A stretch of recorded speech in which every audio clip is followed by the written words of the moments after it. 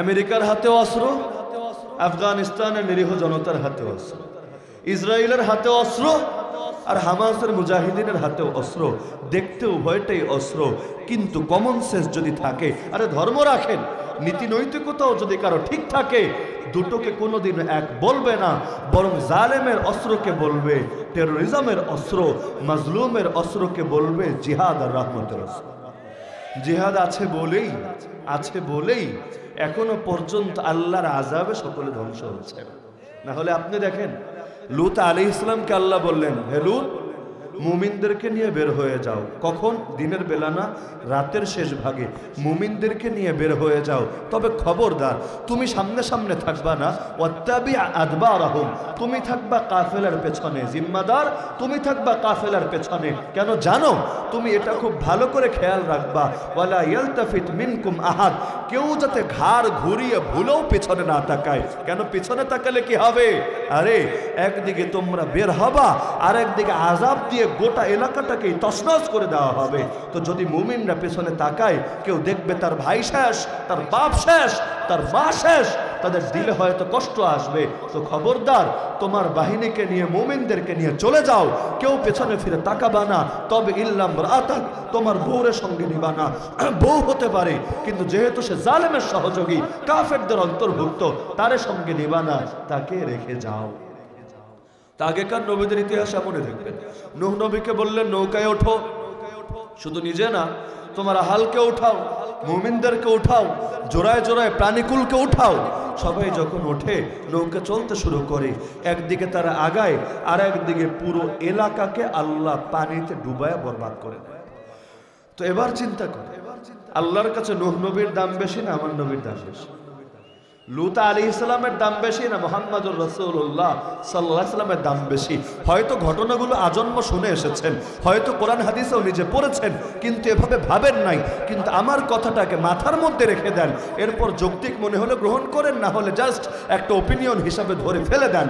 আর একবার চিন্তা করেন, লূত নবী বের হয়ে যায়, এলাকা তছনছ হয়ে যায়, নূহ নবী বের হয়ে যায়, এলাকা তছনছ হয়ে যায়। যারাই নবীদের শানে গুস্তাখি করে, বেয়াদবি করে, তাদেরকে ধ্বংস করার জন্য আল্লাহ আযাবের ব্যবস্থা করে, আসমান থেকে ফেরেশতা পাঠিয়ে দেয়। তা আমার নবী, তিনি তো শুধু আমাদেরই নবী না, নবীউল আম্বিয়া, সকল নবীর নবী, ইমামুল আম্বিয়া, সকল রাসূলদের ইমাম তিনি। তো তিনি যখন বের হন মক্কা থেকে, তিনি যখন বের হন তায়েফ থেকে, সাদে তো বের হন নাই, মেরেছে, কষ্ট দিয়েছে, নির্যাতন করেছে, নিপীড়ন করেছে, রক্তাক্ত করেছে, তার আপনজনদেরকে শহীদ করেছে। তো যখন আমার রাসূল তায়েফ থেকে বের হচ্ছেন, রক্ত তো এমন ভাবে বের হয়েছে, পায়ের জুতো পর্যন্ত পায়ের সঙ্গে লেগে গেছে।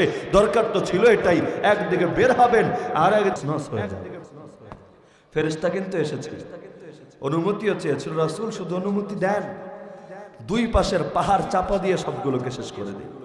রাসূল বলেছিলেন, আমার দিলে একটা আশা আছে, ওদের পরবর্তী প্রজন্মে এমন মানুষ তৈরি হবে যারা আল্লাহর একত্ববাদে বিশ্বাস করবে, তার বন্দেগী করবে। আল্লাহ তার নবীর আশাকে এমনভাবে কবুলও করেছিলেন, পরবর্তী প্রজন্ম লাগে নাই। যেই প্রজন্ম পাথর ছুঁড়েছে, যেই প্রজন্ম মেরেছে, মক্কা বিজয়ের পর ওই প্রজন্মই মাথা নত করে নবীর কাছে এসে নবীর খেদমত আর ইমানের দৌলত কবুল করে বাড়িতে ফিরে গেছে। তো এখন তায়েফ থেকে যখন বের হচ্ছিলেন, তখনই বরবাদ হয়ে যেত সবাই।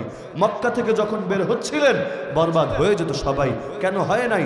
জবাব পাবেন কোরআনে। আল্লাহ বলেছেন, কাতিলুহুম ইউআযিবহুমুল্লাহু বিআইদিকুম। হে রাসূল, তোমাকে আর তোমার উম্মতকে আমি একটা স্পেশাল সম্মাননা দিয়েছি। অনেক সম্মাননা এই রাসূলকে দিয়েছেন আল্লাহ। যেমন অতীতের কোন নবীর জন্য আল্লাহ গনিমত হালাল করেন নাই। গনিমত মানে যুদ্ধলব্ধ সম্পদ। আল্লাহ রাসূল বলেন, উহিল্লাত লিয়াল গানাইম ওয়ালাম তাহিল্লা লিআহাদিন ক্বাবলি। আমার পূর্বে আল্লাহ কারোর জন্য গনিমত হালাল করেন নাই, আমার জন্য আল্লাহ স্পেশাল ভাবে হারাম করেছেন। একইভাবে জয়লাত লিয়াল আরদু মাসজিদান ওয়া তাহুরা, আল্লাহ গোটা জমিনটাকে আমার জন্য সেজদার জায়গা আর পবিত্রতার উপকরণে পরিণত করেছেন। যেখানেই নামাজের টাইম হবে, মসজিদ হোক আর খোলা মাঠ হোক, আমি যদি সেখানে দাঁড়ায় যাই আর যদি পানি না পাই, সেই মাটি দিয়েও তায়াম্মুম করি, আল্লাহ আমার ইবাদতকে পুরোপুরি কবুল করবেন। তো এরকম অনেক স্পেশালিটি আল্লাহ আল্লাহ তাআলা তাকে দিয়েছেন। তো এই ধরনের একটা স্পেশাল মর্যাদা আল্লাহ বলছেন এখন থেকে লড়াই করবা তোমরা নিজেরা এই কুফরি শক্তির বিপক্ষে। কি হবে জানো? ইউআযিবহুমুল্লাহ, আযাব তো আল্লাহই দিবেন। আযাব কখনো মানুষ দিতে পারে না, কিন্তু আযাব আল্লাহ কিভাবে দিবেন জানো? বিআইদিকুম, আগে দিতেন জিবরিলের হাতে, মিকাইলের হাতে, ইসরাফিলের হাতে, আসমানি ফেরেশতার হাতে। এখন থেকে আল্লাহ আযাব দিবেন তোমাদের বরকতময় হাতে। ফলাফল, আগেকার উম্মতরা যে মাকাম পেয়েছে তোমরা তাদের সকলের সম্মিলিত মাকামের চাইতে বড় মাকাম পাওয়া যাবে। ভাবতে পারেন না, যেই কাজের জন্য আল্লাহ জিবরিলের হাত কবুল করেছেন সেই কাজের জন্য আল্লাহ এবার তার রাসূল আর তার উম্মতের হাতকে কবুল করেছেন। বদরের ময়দানেও জিবরিল আমিন এসেছিলেন, আগেও এসেছেন, বদরেও এসেছেন। আগে একাই তার এত ডানার এক ডানা দিয়ে খালি একটা বাড়ি মেরেছেন, পুরো এলাকা চিরতরে বরবাদ হয়ে গেছে। আর বদরের ময়দানে 1000 জনকে নিয়ে এসেছেন, 5000-এর ওয়াদা ছিল, বাকিগুলো রিজার্ভ ফোর্স, প্রয়োজন হলে এগুলোকেও নিয়ে আসবেন। কিন্তু কমান্ডার ইন চিফ কে ছিলেন? আরে জিবরিল আমিন ছিলেন না, আমাদের আকা মুহাম্মদুর রাসূলুল্লাহ সাল্লাল্লাহু আলাইহি ওয়াসাল্লাম ছিলেন। তার কমান্ডে থেকে কমান্ড মেনে মেনে জিবরিল আমিন লড়াই করেছেন। তাও আবার লড়াই কেমনে করতে হবে আল্লাহ নিজে শিখিয়ে দিয়েছেন। আল্লাহ তাআলা তাদেরকে নিজে ট্রেনিং এর ব্যবস্থা করেছেন। ট্রেনিং কি? ফাদরিবু ফাওকাল আনাক ওয়াদরিবু মিনহুম কুল্লা বানান। ওহে জিবরিল শোনো, ওহে আসমানের ফেরেশতারা শোনো, লড়াই করতে যাচ্ছ, লড়াই কেমনে করবা আমার থেকে বুঝে নাও, অন্যভাবে করো না। তোমরা এভাবে লড়াই করবা, যাদেরকে জাহান্নামে ডাইরেক্ট পাঠানোর ফয়সালা হয়েছে ওদের গর্দানে আঘাত করবা তোমরা ফেরেশতারা, আর যাদের ব্যাপারে চূড়ান্ত ফয়সালা হয় নাই ওদের তোমরা প্রতিটা জয়েন্টে জয়েন্টে পিটাবা। ট্রেনিং দিয়েছেন কে? আরে বলে না, দিয়েছেন কে? কেন আল্লাহ ট্রেনিং দিলেন কেন? কত বড় মাকামওয়ালা বানাতে চান। কারণ প্রশিক্ষিত বাহিনীর আনুগত্য আর অপ্রশিক্ষিত বাহিনীর আনুগত্য সমান হবে না। হুজুগে মানুষ রাস্তায় নামায় দেন, দেখেন কন্ট্রোল করতে পারবেন না। নামাতে পারবেন, যেভাবে নামাতে পারবেন সেভাবে জীবনেও ফেরাতে পারবেন না। কারণ প্রশিক্ষিত 10 জন আর অপ্রশিক্ষিত 1000 জনও সমান হবে না। আল্লাহ নিজে প্রশিক্ষিত বানায় পাঠান কেন? রাসূলের ইতাআত কিভাবে করবে, রাসূলের কমান্ড মেনে কিভাবে লড়াই করবে এজন্য। ফলাফল পুরো এলাকা বরবাদ হওয়া লাগে না, শুধু পচে যাওয়া অঙ্গগুলোর অপারেশন হয়। আগে যখন আযাব আসতো মুমিনরাও কিন্তু বাঁচত না, মরে যেত। আপনারা পড়েছেন যে এক বুজুর্গ ছিল বনি ইসরাইলে, আল্লাহ ফেরেশতা পাঠালেন আযাব দেওয়ার জন্য।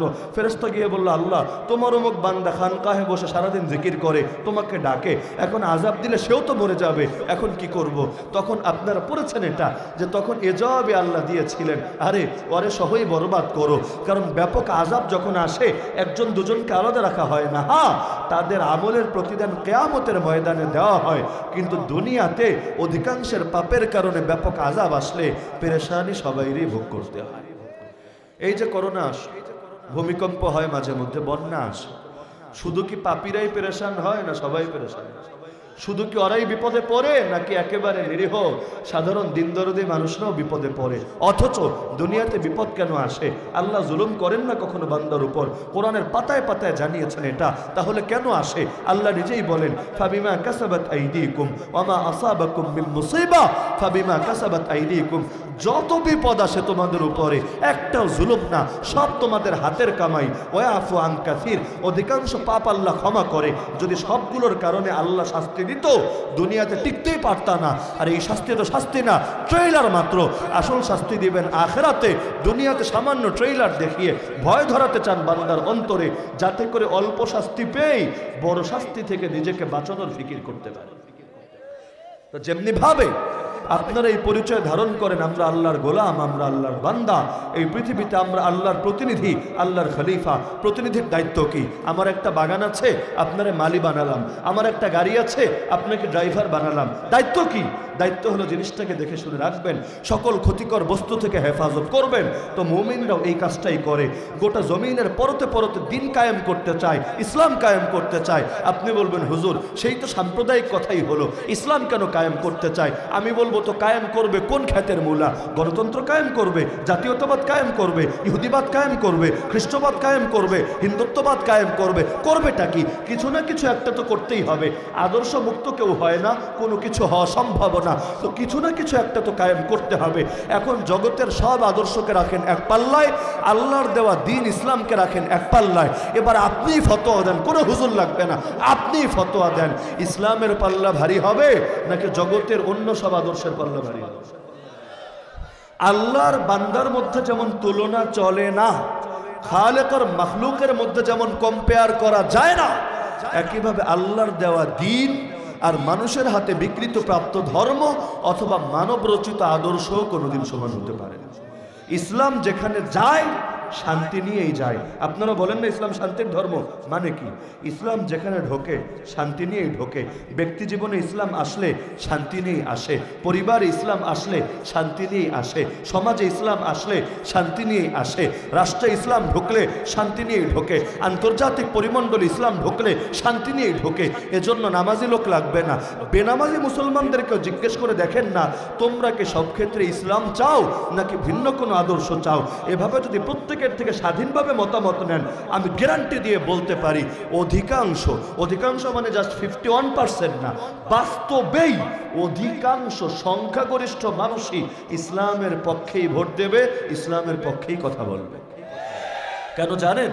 যে বেনামাজি সেও জানে ইসলাম আমাকে ঠকাবে না, ইসলাম আমার সঙ্গে প্রতারণা করবে না, ইসলামের পরিচয় দিয়ে কেউ ভেজাল করতে পারে, 2 নম্বরই করতে পারে, কিন্তু আদি আসল খাঁটি আর অকৃত্রিম ইসলাম কখনোই কোনো মানুষকে হয়রানি করে না, করতে পারে না। পৃথিবীতে যত অশান্তি সব ইসলাম পূর্ণাঙ্গভাবে না থাকার কারণে। পৃথিবীতে এখনো যত শান্তি সব একমাত্র কেবলমাত্র শুধুমাত্র ইসলামের বরকতের কারণে। গোটা জমিনটা কেন টিকে আছে? আপনি বলবেন বিজ্ঞানীদের কারণে, প্রযুক্তিবিদদের কারণে, রাজনীতিবিদদের কারণে, অর্থনীতিবিদদের কারণে। আমি নবীর হাদিসের আলোকে বলবো, গোটা জমিনটা টিকে আছে একমাত্র আল্লাহর বরকতময় নামের কারণে। লা তাকুমুস সাআহ হাত্তা ইউকালা ফিল আরদি আল্লাহ আল্লাহ।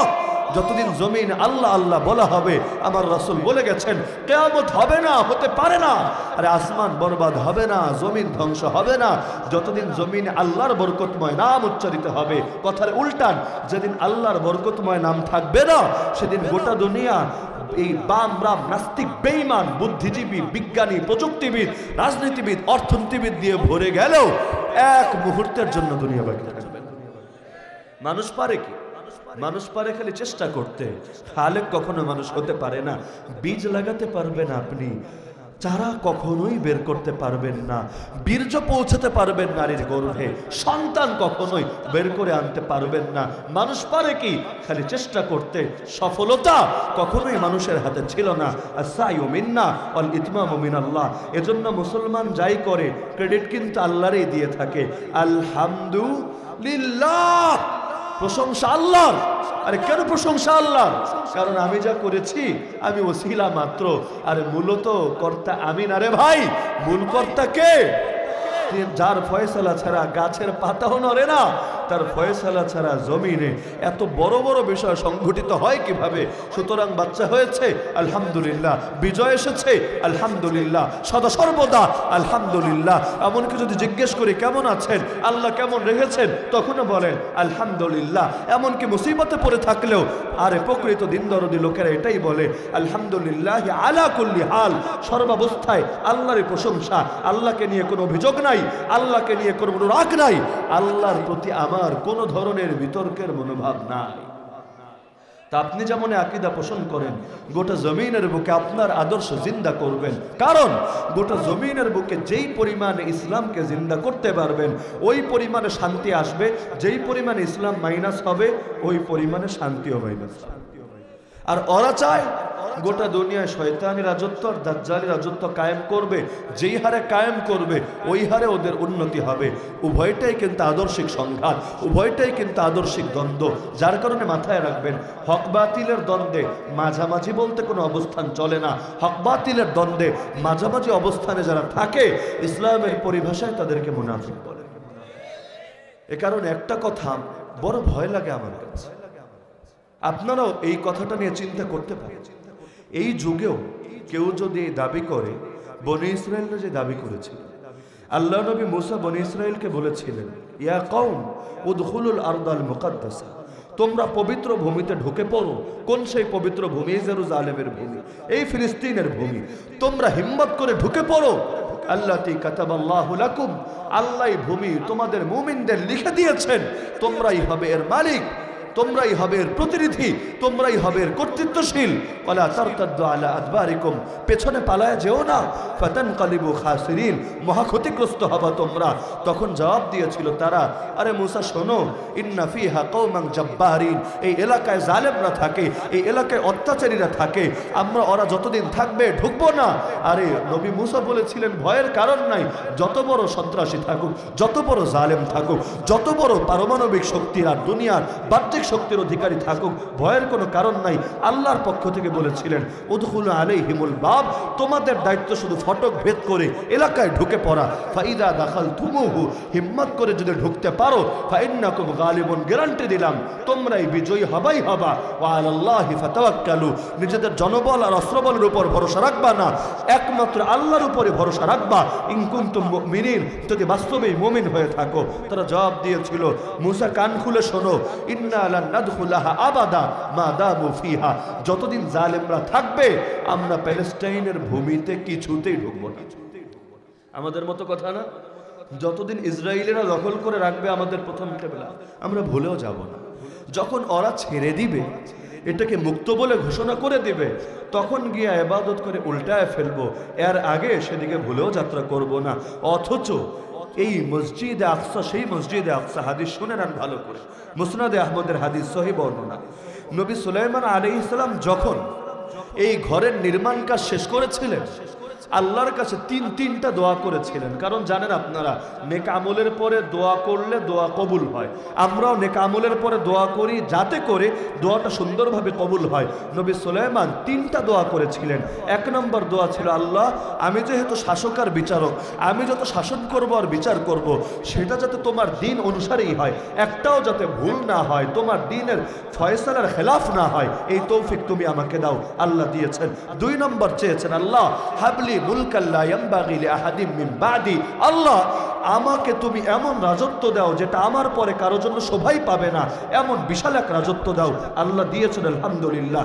তিন নম্বর একটা দোয়া করেছেন, আল্লাহ রাসূল নিজে বলেন, আগের দুটো দোয়াও আল্লাহ তাকে দুনিয়ায় দিয়ে দিয়েছেন, আর আমি মুহাম্মদ আশাবাদী তিন নম্বরটাও দিয়েছেন। কি সেটা? তিনি বলেছিলেন, আল্লাহ আমার হাতে নির্মিত এই পবিত্র ঘর, এই মসজিদ আকসায় যারাই নামাজ আদায় করতে আসবে, শুধুমাত্র নামাজের জন্য, মানে দুনিয়ার কোনো ধান্দায় না, শো অফ করার জন্য না, সেলফি তোলার জন্য না, নামাজের জন্য যারা এই ঘরে আসবে তারা নামাজ পড়ে যাতে এমনভাবে বের হয় যেদিন তার মা তাকে জন্ম দিয়েছিল সেদিন যেমন নিষ্পাপ ছিল এমন নিষ্পাপ হয়ে যাতে এখান থেকে বের হয়। রাসূলুল্লাহ সাল্লাল্লাহু আলাইহি ওয়াসাল্লাম বলেন, আমি আশাবাদী আল্লাহ আমার ভাই সুলাইমানের এই দোয়া কবুল করেছেন। এজন্য দেখেন, বাইতুল মাকদিসি, মাকদিস মানে কি জানেন? মাকদিস মানে পবিত্রতা। কিসের থেকে পবিত্রতা? গুনাহ থেকে পবিত্রতা। বাইতুল মানে ঘর, বাইতুল্লাহ আল্লাহর ঘর, বাইতুল মাকদিস পবিত্রতার ঘর। তো পবিত্রতার ঘর নামটা দেখলেই তো বোঝেন, তার মানে এই ঘর এমন ঘর, কেউ যদি গুনাহের অপবিত্রতায় অপবিত্র হয়েও এই ঘরে ঢোকে, কিন্তু নামাজ আদায়ের নিয়তে ঢোকে, দিল লাগিয়ে ইখলাসের সঙ্গে নামাজ আদায় করে, যখন বের হয় আর অপবিত্র থাকে না, আল্লাহ তার সব গুনাহ থেকে পবিত্র বানায়। যেই ঘরের নামই হলো বাইতুল মাকদিস আর আল বাইতুল মুকাদ্দাস। মুকাদ্দাস মানে চির পবিত্র, বাইত মানে ঘর। যেই ঘরের নামকরণই ইসলাম করে দিয়েছে পবিত্র ঘর, সেই ঘরকে অপবিত্র করতে পারে এমন কোন মানুষ দুনিয়াতে জন্ম হয়েছে? এটা পবিত্র ছিল, এখনো আছে, চিরকাল পবিত্র থাকবে। আরে আরেকটা বর্ণনা শুনে নেন, সময় বেশি লম্বা হয়ে যাচ্ছে। নবী মুসা আলাইহিস সালাম যখন তার মৃত্যু ঘনিয়ে এসেছিল, সহিহ বর্ণনায় আছে, বুখারীতেও পাবেন রিওয়ায়াত, যখন তার জান কবজ করার জন্য মালাকুল মাউত, যারা আপনারা আজরাইল বলেন আর কি, আজরাইল কোনো বিশুদ্ধ বর্ণনা এই নামটা নাই, কোনো সহি বর্ণনায় আজরাইল শব্দটা পাবেন না, এটা বনি ইসরাইলের বর্ণনায় আছে, ইসরাইলের রেওয়ায়েতে আছে। কোরআনে এবং হাদিস এই শব্দটা বারবার এসেছে, মালাকুল মাউত। মালাকুল মাউত, মালাক মানে ফেরেশতা, মাউত মানে মৃত্যু, দুটো সম্মিলিত রূপ হয় মালাকুল মাউত, মৃত্যুর ফেরেশতা। তো সহি বর্ণনায় আছে মৃত্যুর ফেরেশতা যখন নবী মুসা আলাইহিস সালামের জান কবজ করার জন্য আসলেন, তখন কোথায় তিনি আপনারা জানেন, তখন তিনি তার জাতির সঙ্গে তিহের প্রান্তরে আটকা পড়ে আছেন, মান্না সালওয়া দিয়ে আল্লাহ তাদের মেহমানদারি করাচ্ছেন। কিন্তু ওই যে জাতি কথা শোনে নাই, তারা বললেন জিহাদের জন্য ঢুকতে, ঢোকে তো নাই, উল্টো ট্রোল করে বলেছিল, এই মুসা তুই যা আর তোর খোদা যা, ইযহাব আনতা ওয়া রাব্বুকা, তোরা দুজন গিয়ে ফাকাতিলা, তোরা যুদ্ধ কর, তোরা লড়াই চালা, ইন্না হাহুনা কাইদুন, আমরা এখানে বসে থাকবো যতদিন এই জালেমরা নিজেদের ছেড়ে এলাকা ছেড়ে না পালাবে, আমরা ঢুকবো না। কত বড় বেয়াদব! আজকাল যেমন আমাদের কথা, হামাস তোরা লড়াই কর আর তোদের আল্লাহ লড়াই করুক, আমরা বসে বসে আঙ্গুল চুষবো, এটা আমাদের দায়িত্ব না। অথচ এই কেবলা শুধু তাদের একার কেবলা না, পৃথিবীর 180 কোটি মুসলমানের প্রথম কেবলা এই মসজিদ আকসা। মসজিদ আকসা উদ্ধার করা যদি কারো দায়িত্ব হয়, দুনিয়ার কোন পাগলা মুফতি এই ফতোয়া দিতে পারবে না। এই দায়িত্ব শুধুমাত্র ফিলিস্তিনের মুসলমানদের, এই দায়িত্ব শুধুমাত্র গাজার মুসলমানদের, এই দায়িত্ব শুধুমাত্র হামাসের মুজাহিদিনের। এই ফতোয়া কেউ দিতে পারবে না, বরঞ্চ ইমানদার হলে ফতোয়া দিতেই হবে। এই দায়িত্ব সমগ্র বিশ্বের সকল মুসলমান। তো এখন তার মৃত্যুর সময় যখন ঘনিয়ে আসলো, মালাকুল মাউত আসলো, সহি বর্ণনা, মালাকুল মাউত এসে বলল, আল্লাহ আমাকে পাঠিয়েছেন আপনার জান কবজ করার জন্য। নবী মুসা জালালে তবিয়তের অধিকারী ছিলেন, এমন রাগান্বিত হলেন, সহি বর্ণনা, এটা বিশুদ্ধ বর্ণনা না আসলে লোকে বিশ্বাসই করতো না। এমন রাগান্বিত হলেন, ফাসাক্কাহু, হাদিসের শব্দ, তিনি চর মেরে বসলেন মালাকুল মাউতের গালে। তাও নবী মুসার চর তো বুঝেন, ওই যে বাচ্চা কালে, জুয়ান কালে ঘুষি মেরেছিল একটারে, ঘুষি তো মেরেছে একটু ব্যথা দেওয়ার জন্য, কিন্তু কি ঘুষিতে কি শক্তি, এক ঘুষি মেরেছে জায়গায় ঠিক পড়ান হয়ে গেছে। তো এখন মালাকুল মাত্র যখন চর দিয়েছে, বর্ণনার শব্দ, তার চোখটাই কোঠর থেকে বের হয়ে পড়ে গেছে। আল্লাহর কাছে গিয়ে বলে, আল্লাহ কার কাছে পাঠাইলা, লা ইউরিদুল মাউত, সে তো এখন মরতে চায় না। আল্লাহ বলেন, ঠিক আছে, তাকে গিয়ে আমার সালাম বলো আর তারে জানাও সে যাতে একটা ষাঁড়ের পিঠের উপর হাত রাখে, যেই পরিমাণ চুল আর পশম তার হাতের নিচে পড়বে, প্রতিটা পশমের বিনিময়ে 1 বছর করে তার হায়াত বাড়িয়ে দেওয়া হবে। যেই কয়টা পশম হোক, এই কয় বছর সে আরো দুনিয়া বাঁচতে পারবে। এখন মালাকুল মাউত সে জানালেন, নবী মুসা বলেন, আচ্ছা ইয়া রাব্বি সুম্মা মা, হে আল্লাহ এর পরে কি হবে, মিমের পরে হাওয়া আছে, সুম্মা মা, হে আল্লাহ এর পরে কি হবে?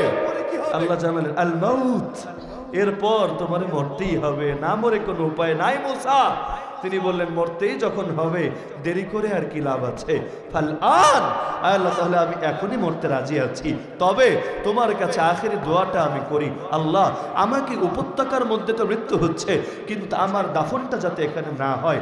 আল্লাহ ফাসআল আল্লাহ আইয়ুদনিয়াহু মিনাল আরদিল মুকাদ্দাসা রাবিয়াতাম বিহাজারিন, তিনি আল্লাহর কাছে চাইলেন, রাসূল বলেন, যাতে আল্লাহ তাকে বাইতুল মুকাদ্দাসের নিকটে পৌঁছে দেন। কতটা নিকটে? যেমনি ভাবে একটা পাথর যদি কেউ ছুঁড়ে মারে, আমি যদি এই প্যান্ডেল থেকে ফুল শক্তি দিয়ে একটা পাথর ছুঁড়ে মারি, কত দূর যাবে? যত দূর যাবে আল্লাহ এই পরিমাণ কাছাকাছিতে তুমি আমারে পৌঁছায়। আপনি চিন্তা করেন, বরকত যদি বাইতুল মাকদিসে না থাকে, নবীও মরার পরে তার দাফনটা এখানে হোক, এটা কেন কামনা করে? শুধু কি তাই? মারিয়াম আলাইহিস সালামের মা কি মানত করেছিলেন? আল্লাহ আমার পেটে যা আছে তোমার ঘরের খাদেম হিসেবে অক্ষ করে দিলাম, ইন্নী নাযারতু লাকা মা ফি বাতনি মুহাররারা। কোন ঘর? এই ঘর, এই ঘরে মসজিদ আকসা, যেখানে তার কাছে গায়বী ভাবে ফল আসতো। আরে নবী গিয়ে অবাক, আরে কি রে, তোর কাছে বেমৌসুমের ফল আসে কেমনে? আন্না লাকি হাদা, মারিয়াম তুই এগুলো পেলি কোথায়?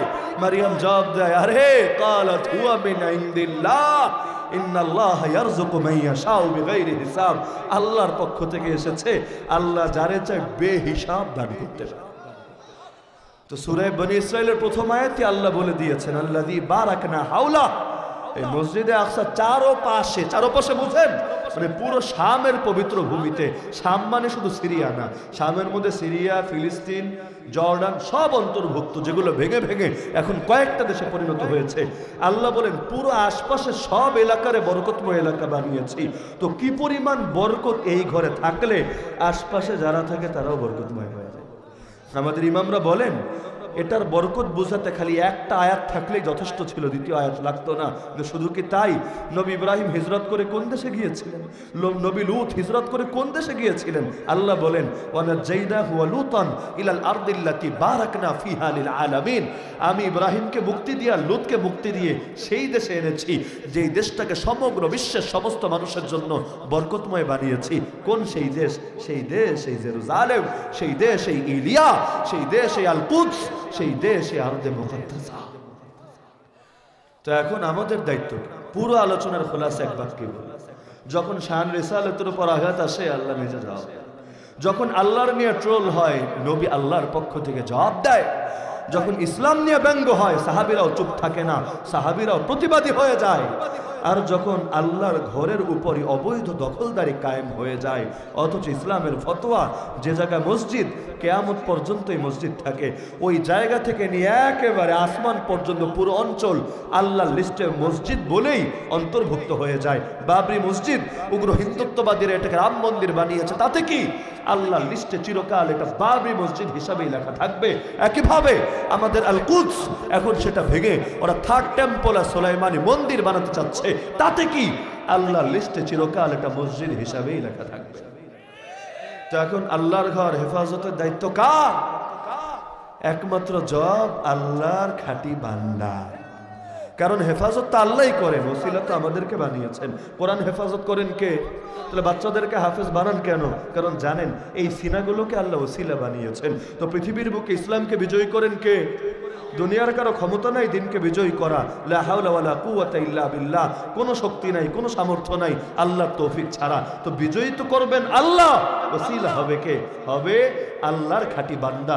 শয়তানের বান্দারা যদি শয়তানি আদর্শের জন্য জান দিয়ে দিতে পারে, আল্লাহর বান্দারা কি আল্লাহর দ্বীনকে জিন্দা করার জন্য, আল্লাহর ঘরের পবিত্রতা হেফাজতের জন্য নিজেদের জান দিয়ে দিতে পারবে না? তো যেই ভয়ের কথা আমি বলছিলাম, বনি ইসরাইল নবী মুসার কথা শোনে নাই, বলেছে তুমি যাও, তোমার রব যাও। আল্লাহ 40 বছর ওদেরকে আযাবে আক্রান্ত করে রেখেছেন। আমার বড় ভয় লাগে এই যুগেও যদি মুসলমান বলে আরে হামাস আর মুজাহিদরা তোমরা যাও আর তোমাদের আল্লাহ যাও, আমরা এখানে বসে থাকবো, বড় ভয় লাগে আমার। না জানি আমরা যুগের বনি ইসরাইলে পরিণত হয়ে যাই। যখন 313 ছিলাম তখন বলি নাই আমরা অক্ষম, আমরা দুর্বল, আমরা অসহায়। কুফরি শক্তির সামনে মাথা নত করি নাই, বাতিলের সঙ্গে কম্প্রোমাইজ করে চলি নাই। আর যখন হয়েছে 180 কোটি প্লাস, মুসলমানদের দেশই আছে 57টা, তার মধ্যে কোনোটা পারমাণবিক শক্তির অধিকারী, তখন এসে বলবেন আমরা দুর্বল, আমরা অক্ষম, আমরা অসহায়। আরে আল্লাহর কাছে সমস্ত হুজুর কখনোই গ্রহণযোগ্য হবে না। প্রফেসর নাজমুদ্দিন আরবাকান বলতেন 200 কোটি মুসলমান বসে মাত্র 80 লাখ ইহুদির বিপক্ষে অপেক্ষায় আছে, কবে আবাবিল এসে সাইজ করে দিবে। তিনি আফসোস করে বলেন আজ যদি আবাবিল আসেও ঢিলগুলো সবার আগে 80 লাখ ইহুদির গায়ে না ছুড়ে এই 200 কোটি কাপুরুষ মুসলমানের গায়ে ছুড়বে। এখন আবাবিল নিজেদেরকেই হতে হবে। আলহামদুলিল্লাহ যারা হওয়ার তারা হয়েছে। দেখেন না উড়ে উড়ে পাখির মতো করে দেশে গিয়ে ঢুকে পড়েছে। যে করার সে করে, যে ঘুমায় থাকার সে থাকে, যে বাস্তবে ঘুমিয়ে তাকে জাগানো যায়, যে ঘুমের ভান ধরে পড়ে থাকে ওকে উঠানো কারোই সাধ্যের কথা না। আল্লাহ তাআলা আমাদের সবাইকে দুনিয়ার বুকে আবারও দিন কায়েমের জন্য জাগ্রত হওয়ার তৌফিক দান করুন। নিজেকে প্রতিষ্ঠিত করার জন্য না, আল্লাহর দিনকে প্রতিষ্ঠিত করার জন্য নিজের সর্বস্ব কোরবান করার তৌফিক দান করুন। আল্লাহ তাআলা আমাদেরকে স্বাধীন আল আকসায় স্বাধীনভাবে ইবাদত বন্দেগী করে দুনিয়া থেকে যাওয়ার তৌফিক দান করুন। যখন রাসূলুল্লাহ সাল্লাল্লাহু আলাইহি ওয়াসাল্লামের শানে অপবাদ দেওয়া হয়েছিল, আল্লাহ রাসূল সাল্লাল্লাহু আলাইহি ওয়াসাল্লামের এক একটা পুত্র সন্তান ইন্তেকাল করত আর মক্কার মুশরিকদের মধ্যে উল্লাস বয়ে যেত। আরে দেখো মোহাম্মদ তো লেজকাটা, মোহাম্মদ তো নির্বংশ, মোহাম্মদ যদি একবার মরে দুনিয়ায় তার নামটাই বা কে স্মরণ করবে? পুত্র সন্তান না বংশের বাতি জ্বালিয়ে রাখে?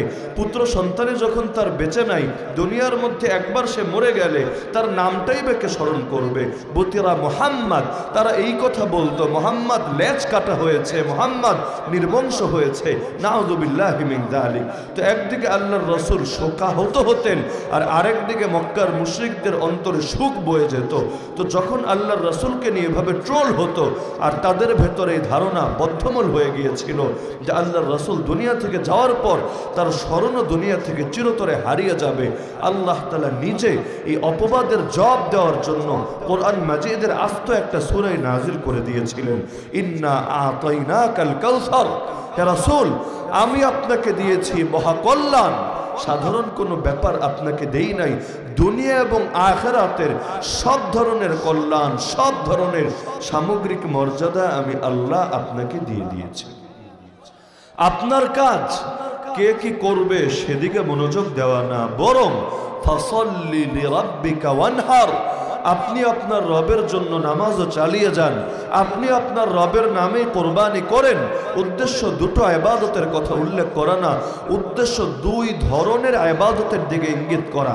সালাত মানে হলো শুধু সালাত আর নামাজে উদ্দেশ্য না, বরং যত ধরনের দৈহিক ইবাদত আছে শরীর দিয়ে আর দেহ দিয়ে যত ধরনের ইবাদত লোকে করে, আল্লাহ তাআলা একটা উল্লেখ করে বাকি সবগুলোর দিকে ইঙ্গিত করে বললেন, ইয়া রাসূলুল্লাহ, নিজের দেহকেও আপনি নিয়োজিত রাখেন রবের ইবাদতের জন্য।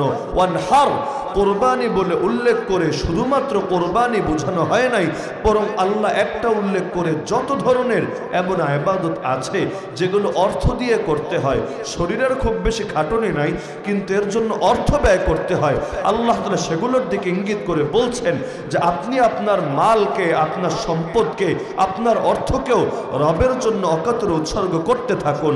অর্থাৎ কে কি বলল সেদিকে মনোযোগ না দিয়ে দেহ দিয়েও রবের ইবাদত চালিয়ে যান, মাল দিয়েও রবের ইবাদত চালিয়ে যান। তো যখন জান আর মাল দিয়ে রবের সন্তুষ্টির পথেই নিজেকে পরিচালিত করবেন, আপনার হারিয়ে যাওয়ার কোনো ভয় নাই, আপনার ক্ষতিগ্রস্ত হওয়ার কোনো কারণ নাই। ইন্না শানিআকা হুয়াল আবতার। আরে রাসূল, আপনি লেচকাটা হবেন না, আপনি নির্বংশ হবেন না, যারা আপনার দুশমন ওরা প্রতিটা নির্বংশে পরিণত হয়ে যাবে। শুধু ওরা ধ্বংস হবে এতটুকু বলছেন না, আল্লাহ বলছেন ওরা লেজকাটা হবে। এখানে লেজকাটা মানেই হলো ওদের বংশটাই ধ্বংস হয়ে যাবে। যার কারণে দেখেন না, আল্লাহর রাসূলের বংশ সারা দুনিয়াতে আজও আপনি খুঁজে পাবেন যারা গর্বের সঙ্গে এখন সাইয়্যিদ পরিচয় ধারণ করে আছে। আল্লাহর রাসূল সাল্লাল্লাহু আলাইহি সাল্লামের বংশ মর্যাদা ধারণ করে আছে। অপরদিকে আবু জাহালের বংশধররা কোথায়, আবু লাহাবের বংশধররা কোথায়, ফেরাউন, নমরুদ, হামান, কারুনের বংশধররা কোথায়? আল্লাহ তাআলা এভাবেই যুগে যুগে নবীদের বংশমর্যাদাকেই অক্ষুণ্ণ রাখেন, তাদের শান আর মানকেই কিয়ামত পর্যন্ত কায়েম এবং দায়েম রাখেন। পাগলরা ভেবেছিল রাসূলের ছেলে যেহেতু নাই সুতরাং কে তাকে স্মরণ করবে।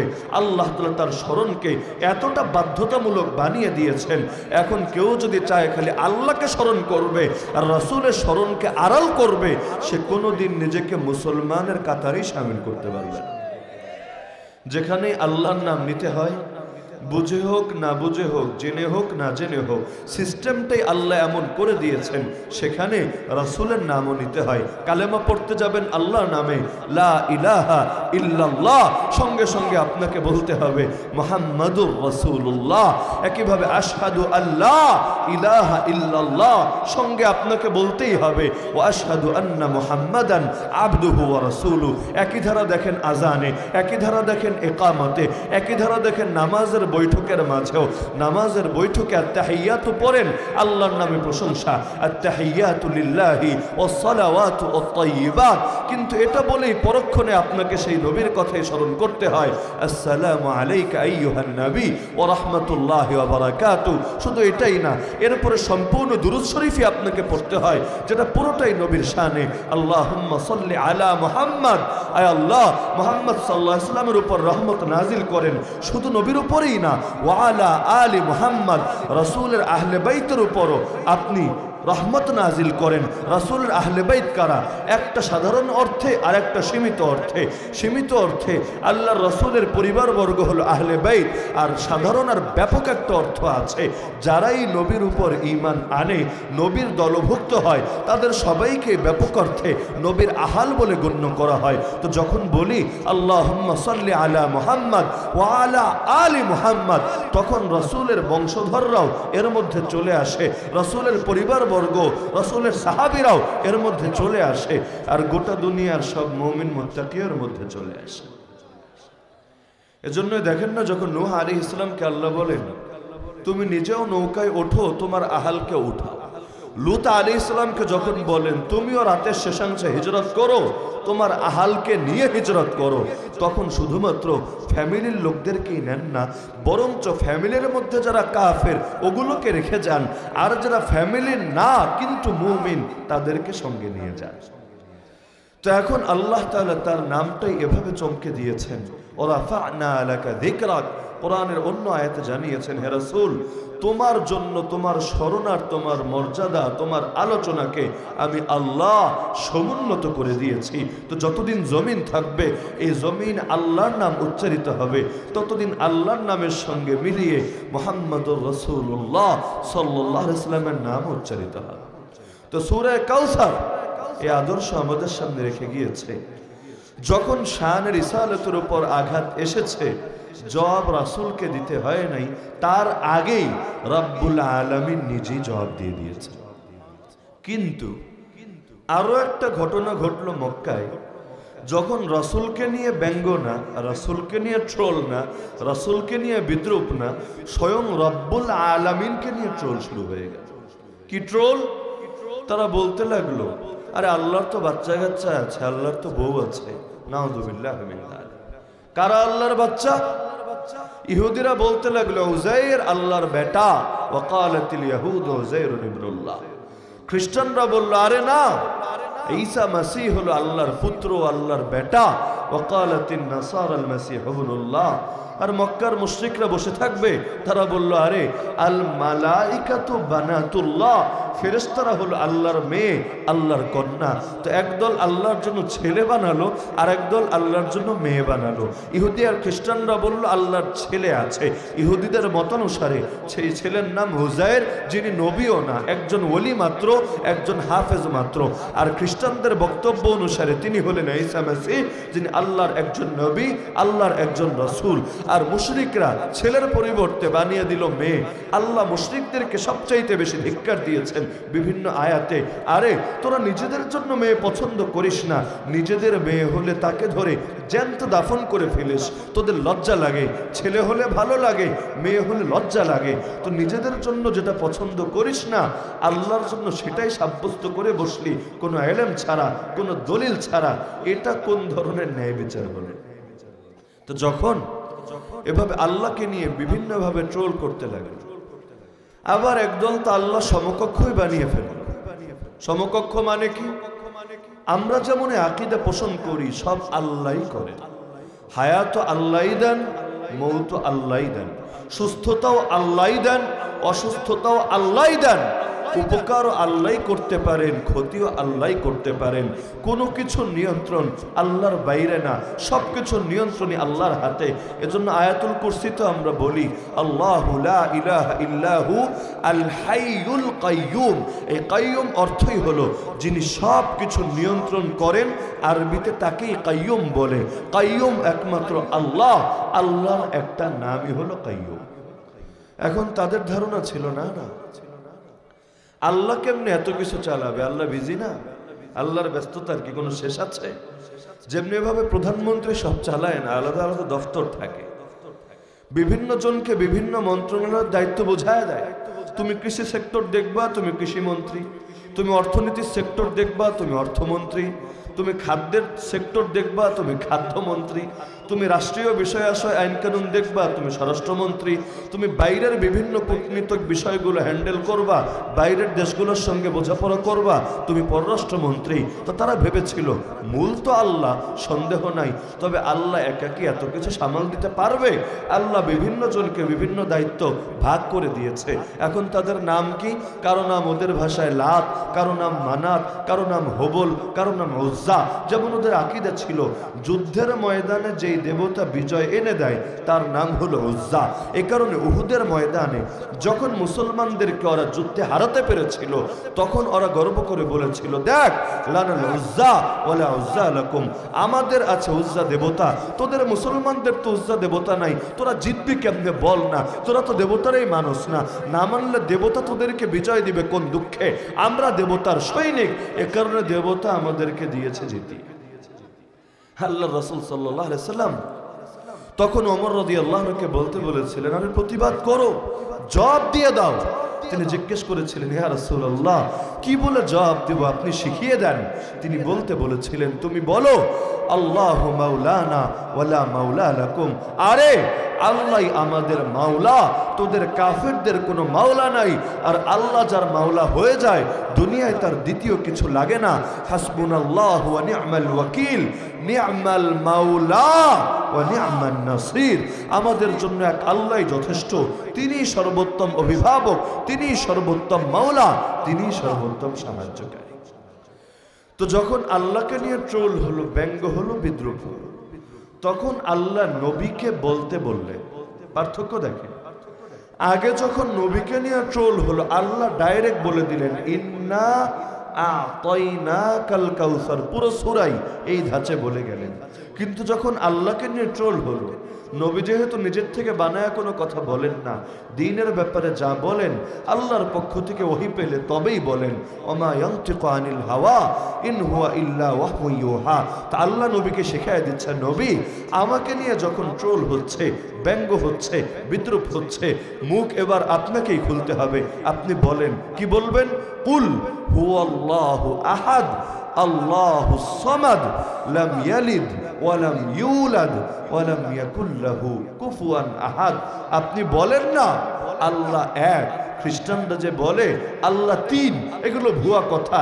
মুশরিকরা যে বলে আল্লাহ অনেকে মিলে একটা পরিপূর্ণ বোর্ড সভা, এগুলো সব ভুয়া কথা। আপনি বলুন আল্লাহ এক, আল্লাহ চির নির্মুখাপেক্ষী, তিনি কারো দিকে মুখাপেক্ষী হনই না, তিনি কাউকে জন্ম দেন নাই, কারো থেকে জন্ম নেনও নাই, তার সমকক্ষ কেউ কখনো হতেই পারে না। কি বুঝলেন? আল্লাহকে নিয়ে যখন লোকে আপত্তি করে তখনও বসে থাকার সুযোগ নাই, রাসূলকে নিয়ে যখন আপত্তি ওঠে তখনও বসে থাকার সুযোগ নেই। রাসূলকে নিয়ে যখন আপত্তি ওঠে আল্লাহ নিজেই ডাইরেক্ট জবাব দিয়ে দেন, হোক সেটা সূরা কাউসারে, হোক সেটা সূরা লাহাবে। তাব্বাত ইয়াদা আবি লাহাবি ওয়া তাব, আবু লাহাব তার আঙ্গুল উঁচিয়ে রাসূলকে নিয়ে ট্রোল করেছিল, ব্যঙ্গ করেছিল, আরে মুহাম্মদ তোর খায়া দেয়া কাম নাই, তাব্বান লাকা ইয়া মুহাম্মদ আলি হাযা জামাতানা, তুই ফালতু দাওয়াত দেওয়ার জন্য আমাদেরকে একত্র করেছিস। তখন আল্লাহ নিজেই জবাব দেন, আরে রাসূলের দিকে আঙ্গুল তুলিস না, আবু লাহাব তোর দুইটা হাতই বরবাদ হয়েছে, ধ্বংস হয়েছে। শুধু তাই না, তুইও জাহান্নামে যাবি, তোর শেল্টার দাতা বউ জাহান্নামে যাবে। তো যখন রাসূলকে নিয়ে ট্রোল হয় আল্লাহ নিজে জবাব দেন, যখন আল্লাহরে নিয়ে ব্যঙ্গ হয় আল্লাহ নবীকে বলে দেন, নবী চুপ থেকো না, তুমিও এবার জবাব দাও। একইভাবে যখন ফেরেশতাদেরকে নিয়ে আপত্তি হয়, তাদের ফেরেশতাদের নিয়ে অনেক অ্যালার্জি ছিল, অনেক চুলকানি ছিল, বিশেষভাবে জিবরিল আমিনকে নিয়ে। কারণ মক্কার মুশরিকরা বলতো এই জিবরিল ভালো না, যুগে যুগে আযাবের পরোয়ানা নিয়ে এসেছে, বিভিন্ন নবীর কাছে ওহী এনেছে, আবার যারা মানে নাই ওদেরকে আযাব দিয়ে বরবাদ করেছে। কাউকে কাউকে তার একটা ডানা দিয়ে এমন জোরে বাড়ি মেরেছে, পুরো সম্প্রদায় এক বাড়িতেই ভ্যানিশ হয়ে গেছে। তো তাদের বড় শত্রুতা ছিল জিবরিল আলাইহিস সালামের সাথে। আল্লাহ কোরআনে বললেন, আরে জিবরিলের দুশমন যারা, কারণ জিবরিল ওহী নিয়ে আসে তোমার কাছে, এজন্য যারা দুশমনী রাখে জিবরিলের উপর, আরে আল্লাহ নিজে তাদের দুশমনে পরিণত হন। তারা এমন কাফের যাদের অন্তরেই আল্লাহ মোহর মেরে দেন। ফাইন্নাল্লাহা আদুউল লিল কাফিরিন। তো যখন তাদেরকে নিয়ে আপত্তি হয় আল্লাহ নিজেই জবাব দেন। আবার উহুদের ময়দানে যখন আল্লাহর নামকে খাটো করা হলো আর হবল দেবতার উজ্জা দেবতার নামে তাকবীর দেওয়া হলো, তখন রাসূলই বলেন, এতক্ষণ চুপ থেকেছ, আমি চুপ থাকতে বলেছিলাম, কারণ কথা বললে ওরা টের পাবে আমরা কোথায় আত্মগোপন করে আছি, আবারও হামলা করতে পারে, রাসূলকেও শহীদ করে দিতে পারে, আবু বকর ওমরকেও শহীদ করে দিতে পারে। তো এতক্ষণ আমি চুপ থাকতে বলেছি, কিন্তু এখন আর চুপ থাকার সুযোগ নাই, এখন জবাব দাও। আল্লাহর নামের যখন অপমান হয় মুসলমান তখন চুপ করে বসে থাকতে পারে না। তা আল্লাহ তাআলা, তো এগুলো তো মাত্র 4টা উদাহরণ দিলাম আমি। উদাহরণ দিতে চাইলে রাত শেষ হবে, উদাহরণ শেষ হবে না। কোরআনের জায়গায় জায়গায় আল্লাহ আদর্শই আমাদের সামনে রেখে দিয়েছেন যে যখন আল্লাহকে নিয়ে কোনো কথা হবে, রাসূলকে নিয়ে কোনো কথা হবে, তখন মুসলমান চুপ থাকতে পারে না। হ্যাঁ, ব্যক্তিগত কারণে লোকে ছাড় দিতে পারে। যখন তার ব্যক্তিত্বের উপর আঘাত আসবে তখন সে বিনয় অবলম্বন করতে পারে, তখন সে নীরব থাকতে পারে। কিন্তু যখন দিন নিয়ে অবমাননা হবে তখন কোনো মুসলমান চুপ করে বসে থাকতে পারে না। আল্লাহ রাসূল সাল্লাল্লাহু আলাইহি ওয়াসাল্লামের এক সাহাবী ছিলেন যুদ্ধের ময়দানে। এমন সময় কাফেররা মুসলমানদেরকে খেপানোর জন্য একজন কাফের বারবার রাসূলকে নিয়ে গালিগালাজ করতে লাগলো। উদ্দেশ্য হলো মুসলমানরা যাতে রাগান্বিত হয়ে যায়, উত্তেজিত হয়ে যায়। কারণ ঠান্ডা মাথায় যেভাবে যুদ্ধের ময়দানে প্রতিটা বিষয় হ্যান্ডেল করা যায়, রাগের মাথায় যায় না।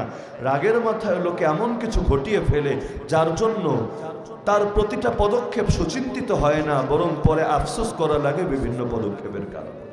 ওই বাংলায় একটা কথা প্রচলিত আছে না, রেগে গেলেন তো হেরে গেলেন। সেটা বিতর্কের ময়দানেই হোক, সেটা কুস্তির ময়দানেই হোক, সেটা যুদ্ধের ময়দানেই হোক, মাথা যত ঠান্ডা থাকবে আপনার প্রতিটা পদক্ষেপ তত সুনিপুণ হবে, তত নিখুঁত হবে, তত সুগঠিত হবে। আর যত রাগের সাথে কাজ করবেন তত ভুল হতেই থাকবে, আর হতেই থাকবে, আর হতেই থাকবে। এ কারণে রাগ সৃষ্টি করে শয়তান, উদ্দেশ্য বান্দারে ক্ষতিগ্রস্ত করা। রাগ আসে আগুন থেকে, আর আগুন কখনো কল্যাণ বয়ে আনে না, অকল্যাণী বয়ে আনে। এজন্য রাসূল রাগ ঠান্ডা করতে বলেছেন কিভাবে? হয়তো গোসল করো অথবা উযু করো। পানির কারণে, পানি লাগার কারণে এই রাগের প্রভাব, আগুনের প্রভাব কমে যাবে। অথবা যে অবস্থায় আছো অবস্থা চেঞ্জ করো। দাঁড়িয়ে আছো, প্রচন্ড রাগ এসেছে মাথায়, বসে পড়ো। বসেছিলা, শুয়ে পড়ো। তোমার অবস্থা চেঞ্জ করো। আসমানের দিকে তাকাও, আসমানের বিশালতা দেখো, আর আসমান ওয়ালা যিনি তার বিশালতা নিয়ে চিন্তা করতে থাকো। তোমার রাগ ধীরে ধীরে কমতে থাকবে। তো রাগ জিনিসটাই এমন যেটা সাধারণভাবে লোকের উপকারের চাইতে ক্ষতিটাই বেশি করে থাকে। তো এখন কাফের বারবার আঘাত করে যাচ্ছে মুসলমানদেরকে রাগানোর জন্য। এই যুগেও অনেক সময় ইচ্ছাকৃতভাবে এই নাস্তিক, এই বেঈমান, এই বাম রাম আর কাফের মুশরিকরা ইসলামকে নিয়ে ট্রোল করে, রাসূলকে নিয়ে ব্যঙ্গ করে। উদ্দেশ্য মুসলমান যাতে রাগান্বিত হয়ে এমন কিছু করে যেটা দেখিয়ে সারা জীবন মুসলমানরে গালি দিতে পারে। ওরাও জানে প্রতিটা ক্রিয়ার বিপরীতে প্রতিক্রিয়াও থাকে, প্রতিটা আঘাতের জবাবে প্রতিঘাত আসে। মাজলুমকে কেউ অধিকার না দিলে মাজলুম প্রয়োজনে অধিকার ছিনিয়ে আনে।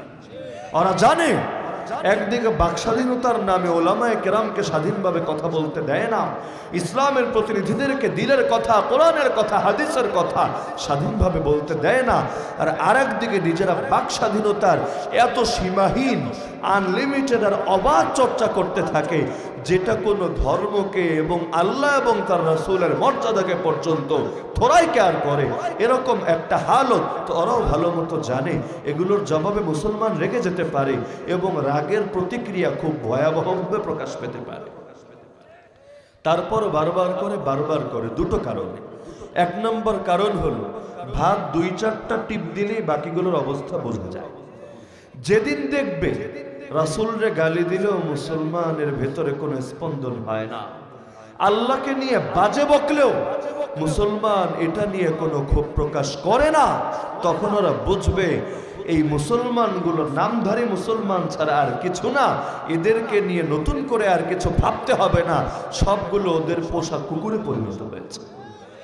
আর যতদিন দেখবেন আরে মুসলমান নিজেদের বেলায় ছাড় দিতে পারে, আল্লাহ এবং তার রাসূলের বেলায় ছাড় দিতে জানে না, ততদিন পর্যন্ত ওদের মাথা ব্যথাও শেষ হবে না। ওরা ভয়ে থাকবে আরে জঙ্গলে যদিও শিয়ালদের রাজত্ব কায়েম হয়েছে, কিন্তু সিংহ ঘুমিয়ে থাকলে কি হবে? একবার যদি ঘুম ভেঙে সিংহ গর্জন দিয়ে ওঠে, গোটা আসমান জমিন তার হুঙ্কারে প্রকম্পিত হয়ে যাবে। শিয়ালদের রাজত্ব ততদিনই থাকে যতদিন সিংহরা ঘুমিয়ে থাকে। সিংহরা একবার জাগলে শিয়ালরা ল্যাজ গুটিয়ে পালাতে বাধ্য হয়ে যায়। তো এখন যতদিন পর্যন্ত দেখবে মাঝে মধ্যে ভাত টিপ দিয়ে, যদিও জানে ক্ষতি এদের হবে, যেমন যতবার রাসূলকে নিয়ে গালিগালাজ করেছে, অর্থনৈতিকভাবে বড় ঝামেলার মুখে পড়েছে, কোটি কোটি শুধু না ট্রিলিয়ন ট্রিলিয়ন ডলারও ওদেরকে লস দিতে হয়েছে। কারণ মুসলমান ওদেরকে আর কিছু পারুক বা না পারুক, অর্থনৈতিকভাবে বয়কট হলেও আর প্রতিবাদ জানিয়ে হলেও নিজের ইমানের পরিচয় দিয়েছে। তো এখন ওরাও জানে ক্ষতি কিছু না কিছু হবে, কিন্তু মাঝে মধ্যে ভাট টিপ না দিলে মুসলমানদের ইমান কোন অবস্থায় আছে বুঝবে কেন? একটা কারণ এটা, আর 2 নম্বর কারণ সারা দুনিয়ায় মুসলমানদের করা লাগবে, টেরোরিস্ট হিসাবে প্রমাণ তো করা লাগবে। এখন যদি দ্বন্দ্ব সংঘর্ষ নাই লাগে, মুসলমান মুসলমানের মতো থাকে, ওরা ওদের মতো থাকে, সারা দুনিয়ায় ইসলামের ইমেজের খারাপ কিভাবে করবে? এখন ওরাও চায় মাঝে মধ্যে নিজেরা গণতান্ত্রিক মূল্যবোধ আর বাকস্বাধীনতার কথা বলে ইসলামের গোড়ে আঘাত করবে, আর মুসলমান এর যে প্রতিক্রিয়া জানাবে, আসল ঘটনাকে আড়াল করে, ক্রিয়াকে আড়াল করে মুসলমানের সেই প্রতিক্রিয়াটাকে দেখিয়ে গোটা দুনিয়ার সামনে ইসলামের ইমেজকে খারাপ করবে। কথা বুঝতে কঠিন হলে একটু উদাহরণ দিয়ে বোঝাই। দেখেন, রাশিয়া ইউক্রেনের উপর আক্রমণ চালালো। ইউক্রেন আগে কি করেছে না করেছে এটা ঢাকা পড়ে গেছে। কেন আক্রমণ চালালো? মূল কারণ, মূল প্রেক্ষাপট টোটালি নজরের বাইরে সরিয়ে দিয়েছে মিডিয়া। এটাই দেখাচ্ছে রাশিয়া কত খারাপ, রাশিয়া কত ক্ষমতার লোভী, কত বড় সাম্রাজ্যবাদী শক্তি। এরা গায়ে পড়ে আর এক দেশে যুদ্ধ বাঁধিয়েছে, সেই দেশের অঞ্চল দখল করতে চাচ্ছে, তাদের জানমালকে হুমকির মুখে ফেলেছে।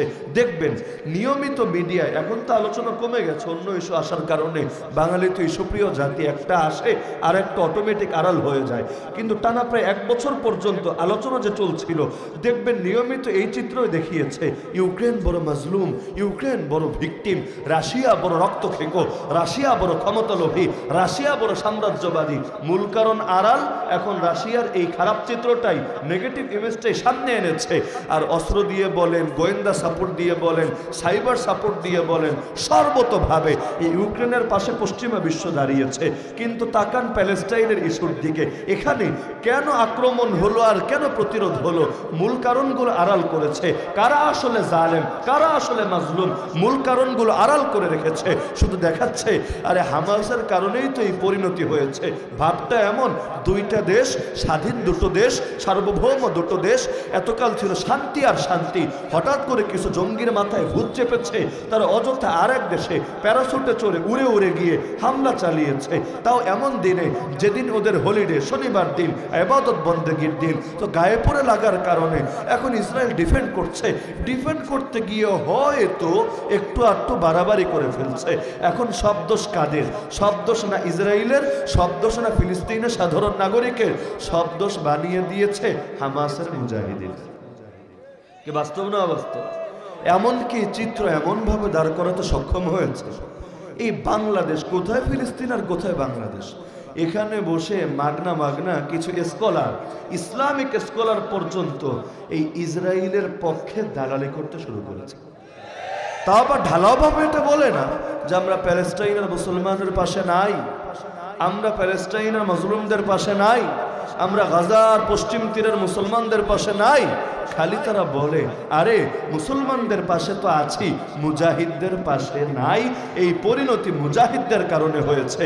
যদি গায়ে পড়ে হামলা না চালাতো কিছুই হতো না, সব কিছু তো ভালোই থাকতো। ভাবটা এমন, গত 75 বছরে কিচ্ছু হয়নি, গত 75 বছর এদেরকে কোলে তুলে তুলে চুমু দিয়েছে আর আদর করেছে, অথচ যা হওয়ার সব তো আগেই হয়ে আছে, উড়ে এসে জুড়ে বসেছে। এই পশ্চিমা বিশ্বের সাপোর্ট আর শেল্টারেই স্বাধীন একটা দেশকে দখল করতে করতে করতে পুরোটা তো খেয়েই ফেলেছে। ফিলিস্তিনের আছেটা কি? ছোট একটা গাজা শহর আর পশ্চিম তীরের সামান্য অংশ, তা পশ্চিম তীরের উপর আবার নিজেদের অধীনস্থ দালাল সরকারে বসিয়ে রেখেছে। তো স্বাধীন বললে শুধুমাত্র গাজাটাকেই গণ্য করা যেতে পারে। সব মিলিয়ে মুসলমানই কত আর মানুষই কত, 2 মিলিয়ন সামথিং, সব মিলিয়ে 23 লাখের মতো মানুষ।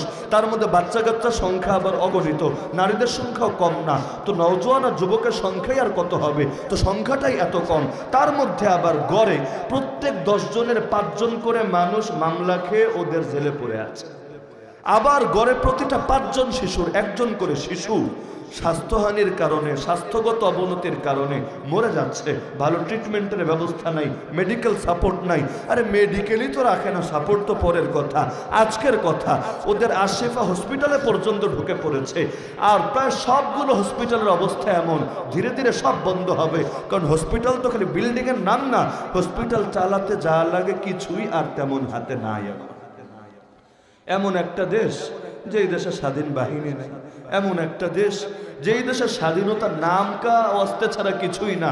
পুরো দেশটাকে যদি বড় একটা জেলখানার সঙ্গে তুলনা করেন, আপনাদের ঢাকায় যেমন জেলখানা আছে, গাজীপুরে যেমন জেলখানা আছে, কাশিমপুরে যেমন জেলখানা আছে, এগুলোকে বলতে পারেন ছোট ছোট কারাগার। আর গাজা শহরটাকে বলতে পারেন সাইজে একটু বড় সাইজের কারাগার। তো কারাগার না তো কি, কারাগারে যেমন বন্দীদের ইচ্ছার উপর নির্ভর করে না কি চলবে কেমনে চলবে, বরঞ্চ জেল কর্তৃপক্ষ যারা, তাদের ইচ্ছার উপর নির্ভর করে কোনটা চলবে কেমনে চলবে। ওরা যদি চায় পানি পাবেন, ওরা যদি না চায় পানি পাবেন না। যেমনটা আমাদের ওই তিক্ত অভিজ্ঞতা পাড়ি দিতে হয়েছে। তো এখন সেই গাজা শহরের মধ্যেও হালতটা এমন, খেয়াল করলে দেখবেন তাদের বেশিরভাগ বাসার ছাদে একটা না কয়েকটা করে টাঙ্কি আছে। বলবেন আমগো বাড়ির ছাদে টাঙ্কি একটা, পানির টাঙ্কি। তাদের বাড়ির ছাদে পানির টাঙ্কি একাধিক। কেন? টাকা বেশি হয়েছে, রাখার জায়গা নেই এজন্য? না রে ভাই, পানি তো দেয় না, হঠাৎ একদিন আসে, আবার কবে আসবে কে জানে। যখন আসে একটু জমিয়ে রাখে, যাতে করে কয়েকটা দিন একটু আরামের সাথে শান্তির সাথে চলতে পারে। হালত এমন, দেশের নাগরিক কয়টা, তার মধ্যে 80% মানুষকে আন্তর্জাতিক সাহায্যের জন্য পথ চেয়ে থাকতে হয়, এটার উপর নির্ভর করে জীবন ধারণ করতে হয়। আর এই জীবন কি জীবন? রোহিঙ্গা শরণার্থী শিবিরেও তো প্রায় 10 লাখ রোহিঙ্গা আছে, আর গাজা আর পুরো ফিলিস্তিন মিলিয়ে 23 লাখের মতো মুসলমান আছে। এদের জীবনটারে যেমন সম্পূর্ণ স্বাধীন জীবন বলা যায় না, শরণার্থী তো শরণার্থী, তাদের হালতটাও তো এমন। তো যা হারানোর সব তো হারিয়ে ফেলেছে, বরঞ্চ তাদের জন্য শাহাদাতের মৃত্যু সবচেয়ে উত্তম পথ বলে বিবেচিত হয়েছে। কারণ শিয়ালের মতো হাজার বছর বেঁচে লাভ নাই, জিল্লতির সঙ্গে লক্ষ বছর বাঁচলে কি হবে?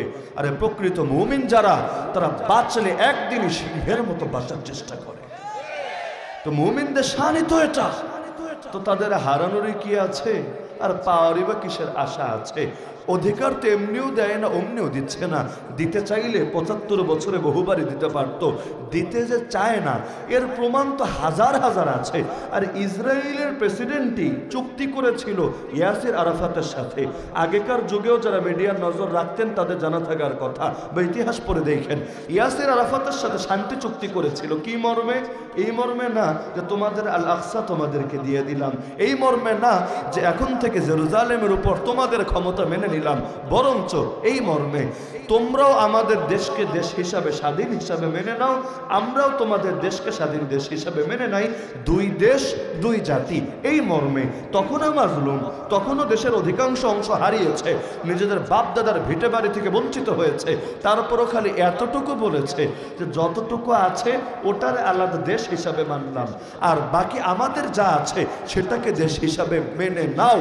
এই চুক্তিটা করার কারণে ইসরায়েলের পক্ষে যেই নেতা চুক্তি করেছে, এক বিশাল জনাকীর্ণ সমাবেশে প্রকাশ্যে গুলি করে তাকে হত্যা করে ফেলা হয়েছে। ভাবতে পারেন, অন্য দেশের প্রেসিডেন্ট না, যে তুরস্কের প্রেসিডেন্ট, বাংলাদেশের প্রেসিডেন্ট, এমন না, নিজের দেশের প্রেসিডেন্ট চুক্তি করেছে, তাও নিজেদের স্বার্থকে ঠিক রেখেই মেনে নিতে পারে নাই, মেরেই ফেলেছে। কি বুঝলেন? তার মানে ওরা দুই জাতি দুই দেশ চায় না। গাজার ওয়েস্টার্ন এই যে পশ্চিম তীরটা আছে, এটা একেবারে গিলতে পারছে না, কাটা হয়ে গলায় বেঁধে আছে, তাই আছে। বাস্তবে তারা দুই দেশ মানে না, তারা মানে এক দেশ। হামাসও যেমন মানে এক দেশ, ইসরায়েলকে দেশ হিসেবে স্বীকারই করে না, বরং বলে জারজ রাষ্ট্র। যেমনিভাবে বাংলাদেশও আজও পর্যন্ত ইসরায়েলকে রাষ্ট্র হিসেবে স্বীকার করে না, বলে জারজ রাষ্ট্র। একইভাবে ইসরায়েলও এই মত পোষণ করে, ফিলিস্তিন কোনো রাষ্ট্রই না, এটা হলো জারজ রাষ্ট্র। বলবেন ফিলিস্তিনটা জারজ রাষ্ট্র বলে কেন? ওদেরকে উচ্ছেদ করে ওদের ভিটে বাড়ি দখল করলো, তাহলে ওদেরকে আবার জারজ রাষ্ট্র বলে কেমনে? এটা বুঝতে চাইলে আকীদাকে টানতে হবে। আরে আমরা আমাদের আকীদার কথা বললেও লোকে বলে টেরোরিজম, লোকে বলে উগ্রবাদ, লোকে বলে জঙ্গিবাদ। নাম দিয়েছে কি জানেন? ধর্মের নামে আর আদর্শের নামে যে বাড়াবাড়ি, যে উগ্রবাদ, সেটার নাম নাকি জঙ্গিবাদ। অথচ কোনো একজন পাগল পারলে প্রমাণ করুক এই ইসরায়েলের যে লড়াই করছে, ওরা যে রক্ত ঝরাচ্ছে, ওরা যে মা বোনের ইজ্জত লুফে নিচ্ছে, এগুলো ধর্মের নামে করছে না, এমনি এমনি মনে চেয়েছে তাই করছে, বা এমনি ক্ষমতার লোভ আর সাম্রাজ্যবাদের কারণে করছে। পারলে কেউ বিতর্কে আসুক, আমরা এটা হাতে কলমে প্রমাণ করে দিতে পারবো ওরা যা করছে পুরোটা ধর্মের নামেই করছে। ওরা ইহুদি রাষ্ট্রে বিশ্বাসী, এক অখণ্ড বিশাল ইহুদি রাষ্ট্র, যার মূল নেতা হবে মসিহে দাজ্জাল। বলেন না নাউযুবিল্লাহ। যেমনি ভাবে আমাদের আকীদা, এক সময় গোটা দুনিয়া আবারও হবে ইসলামের ভূমি, যার নেতা হবেন আল্লাহর খলিফা মাহদি, আল্লাহ নবী ঈসা আলাইহিস সালাতু ওয়াস সালাম। তারা আসবেন, দুনিয়ার প্রতিটা ইঞ্চি ইঞ্চি মাটিতে আল্লাহর দ্বীনকে, আল্লাহর দ্বীনের পতাকাকে সমুন্নত করবেন। তো আমরাও এক মসিহের অপেক্ষায় আছি, তারাও এক মসিহের অপেক্ষায় আছে। আমাদের মসিহের নাম নবী ঈসা, ওদের মসিহের নাম মসিহে দাজ্জাল। তো এটা কি আকীদার ব্যাপার না অন্য কিছুর ব্যাপার? নবী ঈসা আমাদের আকীদার অংশ কিনা? বলেন, আকীদার অংশ কিনা? আল্লাহর খলিফা মাহদি আমাদের আকীদার অংশ কিনা? আকীদার কিতাবে আকীদাগুলো পাওয়া যায় কিনা? এমনকি এগুলো যদি কেউ না মানে তাকে খাঁটি আর হকপন্থী মুসলমান বলা যায়? প্রশ্নই আসে না। যেমন কাদিয়ানিরা, গোলাম আহমদ কাদিয়ানিকে শুধু যে নবী বলে ভাই বিষয়টা এমন না। বিশেষ করে 2023-এ কাদিয়ানিদেরকে আপনি একটু খোঁজখবর লাগান না, ওদের অফিসে গিয়ে চেক দেন, দেখবেন ওরা নবী পরিচয়টাকে টোটাল আড়াল করে ফেলেছে। সবচাইতে বড় যেই পরিচয়টাকে ফোকাসে এনেছে সেটা হলো ওরা বলে গোলাম আহমদ কাদিয়ানি মাসিহে মাউউদ আলাইহিস সালাম। নাউযুবিল্লাহ। ওদের ভাষ্যে মাসিহে মাউউদ মানে প্রতিশ্রুত মাসিহ। প্রতিশ্রুত মাসিহকে আমাদের আকীদা, প্রতিশ্রুত মাসিহ নবী ঈসা। কাদিয়ানীরা বলে গোলাম আহমদ কাদিয়ানী নবী ঈসা। নাউযুবিল্লাহ। তো যদিও নবী ঈসাই হয়, দুনিয়া জুড়ে মুসলমানদের খেলাফত। ও যদি নবী ঈসাই হয়, দাজ্জাল এখনো মরল না কিভাবে? এখনো পর্যন্ত তার পতন হলো না কিভাবে? নবী ঈসা দুনিয়া থেকে যাওয়ার পর তখন আর জিজিয়ার বিধানও থাকবে না। কিসের জন্য? জিহাদ রহিত হয়ে যাবে। কিসের জন্য? কারণ তখন কাফের মুশরিকি থাকবে না, গোটা দুনিয়া যারা থাকবে সবাই মুমিন, সবাই মুত্তাকি। যার কারণে আল্লাহ এমন বরকত দেওয়া দিবেন, একটা আঙ্গুর খেয়ে এক পরিবারের লোকের পেট ভরে যাবে। এক ছাগলের দুধ খেয়ে ছোটখাটো একটা কবিলা তাদের সকলের চাহিদা পূরণ হয়ে যাবে। এমন বরকত দেওয়া আল্লাহ দিয়ে দিবেন। বরকতের মালিক আল্লাহ। আল্লাহ চাইলে অল্প জিনিসকেও সবার জন্য যথেষ্ট বানাতে পারেন, আবার প্রচুর পরিমাণ জিনিসকেও অপর্যাপ্ত বানিয়ে নিতে পারেন। যেমন আল্লাহ রাসূল সাল্লাল্লাহু আলাইহি ওয়াসাল্লামের কাছে একবার দুধ হাদিয়া আসে। তিনিও ক্ষুধার্ত, সাহাবীরাও ক্ষুধার্ত। এখন দুধের মধ্যে কিন্তু দুইটা শক্তি আছে, খাদ্যের শক্তি, পানির শক্তি। দুধ খাদ্যের চাহিদাও মেটায়, পানির চাহিদাও মেটায়। সাহাবীরাও খুশি হলেন, রাসূলও খুশি হলেন। সবচাইতে বেশি ক্ষুধার্ত ছিলেন আবু হুরায়রা রাদিয়াল্লাহু আনহু। তিনি বড় পেরেশান ছিলেন। তার তো হালত এমন ছিল, কখনো কখনো ক্ষুধার জ্বালায় অজ্ঞান হয়ে রাস্তার পাশে পড়ে থাকতেন। লোকে দেখে ভাবতো মৃগী রোগী, বাস্তবে মৃগী রোগী ছিলেন না, বাস্তবে অজ্ঞান হয়ে পড়েছিলেন ক্ষুধার জ্বালায়। তো রাসূলের কাছে যখন দুধ হাদিয়া আসলো, রাসূল দুধের বাটি আবু হুরায়রার হাতে তুলে দিয়ে বলেন, আবু হুরায়রা সবাইরে খাওয়াও, পরে তুমিও খাও। আবু হুরায়রা রাদিয়াল্লাহু আনহু দুধ দেখে যতটা খুশি হয়েছিলেন, এই কথা শুনে তত বেশি পেরেশান হয়ে গেছে। মানুষ আছে প্রায় 70 জন, দুধ হলো এক বাটি। সামনে দেখেছে একটু প্রাণ জড়িয়ে গিয়েছিল, খেলে পুরো পেট ভরুক না ভরুক কিছু চাহিদা তো মিটত। এখন 70 জনরে এক বাটি দুধ খাওয়ায়া পরে যদি নিজের খাওয়া লাগে, ওই খাওয়া না খাওয়ায় কি পার্থক্য থাকে? এখন রাসূল বলেছেন বুঝে ধরুক আর না ধরুক, কাজ তো করাই লাগবে। এবার দুধ দেওয়া শুরু করেছেন, এক একজনের হাতে দুধ তো দিয়েছেন, কিন্তু মনটা তো দুধের সঙ্গে লেগে আছে। ভাইরে ভাই বেশি খাইস না, আমার তো খাওয়া লাগবে, ক্ষুধার তো পেটে লেগে আছে। এখন একজন একজন দেয়, আর দুধের বাটির দিকে তাকায়। তিনি অবাক, কিরে বাটির দুধ দেখি কমে না। তিনি ভেবেছেন অন্যদের পেটে হয়তো অত বেশি ক্ষুধা নাই, আর সবাই স্যাক্রিফাইস করছে অন্যদের জন্য, কম কম করে খাচ্ছে। এখন দেখতে দেখা যাচ্ছে চুমুক তো ভালো মতোই টানে, কিন্তু দুধ তো ফুরায় না। তিনি ভাবলেন হয়তো সকলে রাসূলকে বুঝতে দিচ্ছে না, কৌশল করে চুমুক তো দিচ্ছে কিন্তু খাবারে টান লেগেছে। দিতে দিতে দিতে দিতে দিতে একে একে একে সবাইরে দুধ খাওয়ায় ফেললেন। এখনো দুধ যতটুকু ছিল ততটুকুই রয়ে গেল। আবু হুরায়রা রাদিয়াল্লাহু তাআলা আনহুকে এবার রাসূল বলেন, আবু হুরায়রা তুমি খাও, পেট ভরে খাও, কমায় খায়ও না। আবু হুরায়রা তো অবাক, কিন্তু যেহেতু কথা রাসূল বলেছেনই, আর তো দেরি করার কোনো কারণ নাই। তিনি মুখ লাগিয়ে খেতে লাগলেন, খেতে লাগলেন, খেতে লাগলেন। আবু হুরায়রা বলেন, খেতে খেতে খেলে পেট ভরি নাই, গলা পর্যন্ত ভরে ফেলেছি। তখনও তাকিয়ে দেখি বাটিতে দুধ যা ছিল তাই রয়ে গেছে। এবার আমি বাটি এগিয়ে দিলাম রাসূলুল্লাহ সাল্লাল্লাহু আলাইহি ওয়াসাল্লামের কাছে, তিনিও খেলেন। তো এক বাটি দুধ দিয়ে সকলে তৃপ্ত হয়ে গেলেন, সকলের জন্য যথেষ্ট হয়ে গেল এক বাটি দুধ। আর এটার নাম না বরকত। বরকত মানে পরিমাণে বেড়ে যাওয়া না শুধু, আরে অনেক সময় এমন হয় পরিমাণে বাড়ে কিন্তু চাহিদা মোটেও মেটে না, আবার কখনো পরিমাণে দেখতে কম থাকে, চাহিদা মিটে যায় আলহামদুলিল্লাহ। আমরা যখন খাবার খেতে বসে বলি বিসমিল্লাহি ওয়া আলা বারাকাতিল্লাহ, জীবনে দেখি না যে এক প্লেট খাবার অটোমেটিক 2 প্লেট হয়ে যায়, 2 প্লেট খাবার অটোমেটিক 4 প্লেট হয়ে যায়। অথচ বরকতের কথা বলে খাচ্ছি, আল্লাহর কাছে বরকত চেয়ে নিচ্ছি, আল্লাহুম্মা বারিক লানা ফিমা রাযাকতানা ওয়া কিনা আযাবান নার। তাহলে বরকতটা যায় কোথায়? তো বরকত মানে পরিমাণে বাড়া না, বরকত মানে যা আছে সেটাই যথেষ্ট হয়ে যাওয়া। এই কারণে রাসূল বলেন, মুমিন খায় এক পেটে, কাফের খায় 7 পেটে। আল মুমিনু ইয়াকুলু ফি মিআন ওয়াহিদ ওয়াল কাফিরু ইয়াকুলু ফি সাবআতি আমআ। এই এক প্যাকেট খাবারই মুমিনকে বানায় সিংহ পুরুষ আর কাফেররে বানায় শিয়াল পুরুষ। অথচ খাবারের পরিমাণের বিবেচনায় তার খাবার কত বেশি। আল্লাহ যদি সন্তানে বরকত দেয়, কখনো এক সন্তানও দেখা যায় এমন কাজ ঘটায় যা করার জন্য একটা জাতির প্রয়োজন হয়। আবার যদি বেবরকতি দেয়, হয়তো দেখা যায় পরিমাণে বেড়েছে, আফসোস আর পেরেশানি ছাড়া তেমন কিছু জোটে নাই। টাকা পয়সা কেউ কামায় 20,000, কেউ কামায় 20 লাখ। যে 20,000 কামায় আলহামদুলিল্লাহ সব চাহিদা মিটে, প্রয়োজন পূরণ হয়ে আরো কিছু বাঁচে, যেটা মাঝে মধ্যে সে জমাও করে রাখার চেষ্টা করে। সামনে হজে যাবে, সামনে মেয়ে বিয়ে দিবে, এটা করবে ওটা করবে, আবার মাঝে মধ্যে দান সৎকাও করে। আবার আরেকজনের কামাই 20 লাখ, কিন্তু মাহফিলের জন্য যদি তার কাছে যান যে ভাই মাহফিলে কিছু শরীক থাকেন না, ওর কথা শুনলে আপনার কাছে মনে হবে পারলে ওরে একটা ভাঙা থালা ধরায় দিয়ে আসবেন আপনি, অথবা কিছু পকেট থেকে দিয়ে আসবেন। কারণ বেচারা এত বেশি অভাবে আছে, যার চাইতে বড় অভাবী দুনিয়ায় কেউ হতে পারে। এমন হয় নাকি হয় না? তো বরকত দেওয়ার মালিক কে?